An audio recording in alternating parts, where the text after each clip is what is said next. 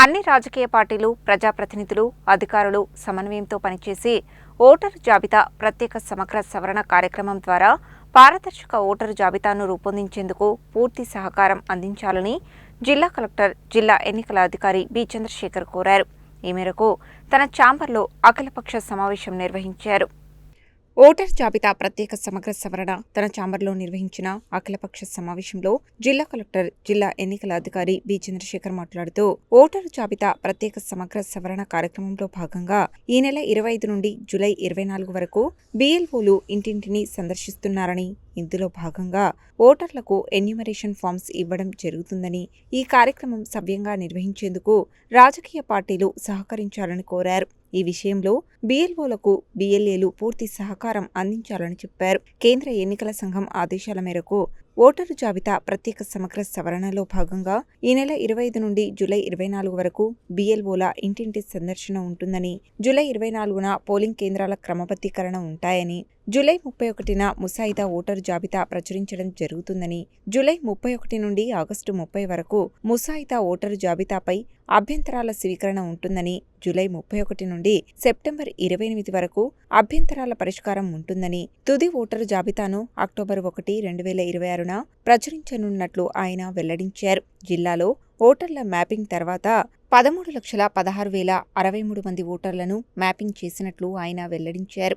బిఎల్ఓలు ఇంటింటి సందర్శన సందర్భంగా ప్రతి ఓటరుకు 2 ఎన్యూమరేషన్ ఫారంలు ఇవ్వడం జరుగుతుందని, ఒకటి బిఎల్ఓ దగ్గర ఉంటుందని, మరొకటి ఓటరుకు ఇస్తారని, ఓటర్లు ప్రత్యక్షంగా ఎన్యూమరేషన్ ఫామ్లో వివరాలను ఇవ్వలేకపోతే ఓటర్ పోర్టల్ ద్వారా కూడా వివరాలను సమర్పించవచ్చని కలెక్టర్ వెల్లడించారు. రాజకీయ పార్టీల ప్రతినిధులు, ఓటర్లు ఎన్యూమరేషన్ ఫారం తీసుకోలేకపోయినా లేదా సమర్పించలేకపోయినా, పొరపాటున లెక్కించకపోయినా లేదా జాబితాలోకి రాకపోయినా గుర్తించి వారు జాబితాలో నమోదయ్యేలా సహకరించాలని కోరారు. ప్రత్యేకించి బిఎల్ఓలు, బిఎల్ఓ సూపర్వైజర్లు, నియమించబడిన అధికారులు నెల రోజుల పాటు క్షేత్రస్థాయిలోనే ఉంటారని, వారికి సమాచారం అందించాలని చెప్పారు. సర్లో భాగంగా జిల్లా కలెక్టర్ కార్యాలయంతో పాటు అసెంబ్లీ నియోజకవర్గ కేంద్రాలు, మండల తహసీల్దార్ కార్యాలయాల్లో కూడా హెల్ప్ డెస్క్లను ఏర్పాటు చేసినట్లు ఆయన వెల్లడించారు.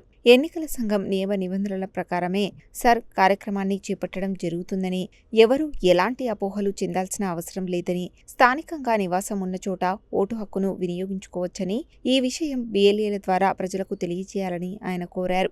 ఒక వ్యక్తికి 2 చోట్ల ఓటు హక్కు లేకుండా, అలాగే చనిపోయిన వారు, శాశ్వతంగా చిరునామా మారిన వారి వంటి వాటిని తీసివేసి పారదర్శకమైన ఓటరు జాబితా రూపొందించడంలో భాగంగానే సర్ కార్యక్రమాన్ని చేపట్టడం జరిగిందని అన్నారు. అర్హత ఉన్న ప్రతి ఓటరు ఈ జాబితాలో ఉండాలని, అదేవిధంగా అనర్హులు జాబితాలోకి రాకూడదని ఆయన వెల్లడించారు. బిఎల్ఏలు, ప్రజాప్రతినిధులు, ఎన్ఎస్ఎస్, ఎన్సీసీ వాలంటీర్ల సహకారాన్ని కూడా తీసుకోవడం జరుగుతుందని కలెక్టర్ వెల్లడించారు. సర్కు సంబంధించి మీడియాలో వచ్చే వార్తా కథనాలను ఎప్పటికప్పుడు మానిటర్ చేసేందుకు జిల్లా కలెక్టర్ కార్యాలయంలో మీడియా మానిటరింగ్ సెంటర్ను ఏర్పాటు చేయడం జరిగిందని తెలిపారు.